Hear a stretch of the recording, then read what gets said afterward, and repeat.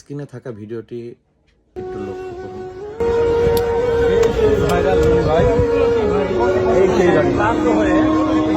সবাই আসলে দেখা করতে ভিডিও করতেছে।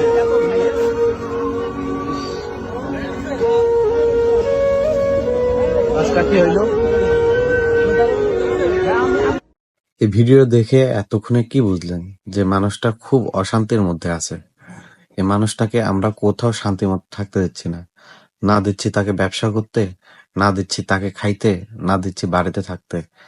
যেখানে যাচ্ছি সেখানে যায় তাকে একটু ভিডিও ক্লিপ নিব, একটু ডায়লগটা বলেন, আপনার ডায়লগটা ভাইরাল হয়েছে, আপনার খুব চাহিদা এখন অনলাইনে, এগুলো বলে তাকে বিরক্ত করতেছি।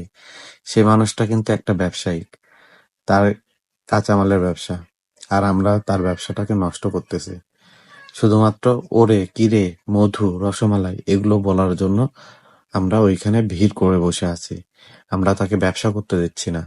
যার কারণে গত একটা ভিডিওতে আমি দেখলাম যে 1.5 লাখ টাকার মতো তার লস হয়েছে, শুধুমাত্র সেখানে আমাদের মতো কিছু ইউটিউবার, কিছু কন্টেন্ট ক্রিয়েটর, কিছু টিকটকার এরা ভিড় করতেছে, কাস্টমার আসার কোনো সুযোগ পাচ্ছে না।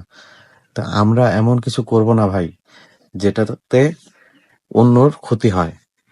আর আমরা এটাই করতেছি এখন বর্তমানে, শুধুমাত্র কিছু ভিউর আশায় আমরা একটা মানুষের সাংসারিক জীবন থেকে তার সুখ শান্তি নষ্ট করে ফেলতেছি, তার আয়ের উৎসটা নষ্ট করে ফেলতেছি। সে ভাইরাল হওয়ার জন্য কিন্তু এখানে আসে নাই, আমরাই তাকে ভাইরাল করছি। কিন্তু আমরা এটা ভুলে যাচ্ছি যে তারও একটা ব্যবসা প্রতিষ্ঠান আছে, আমাদের দ্বারা তার ক্ষতি হচ্ছে। ভাই আমরা এমন কোনো কিছু করব না, এটা আমাদের মাথায় রাখতে হবে। ভালো থাকবেন, আল্লাহ হাফেজ।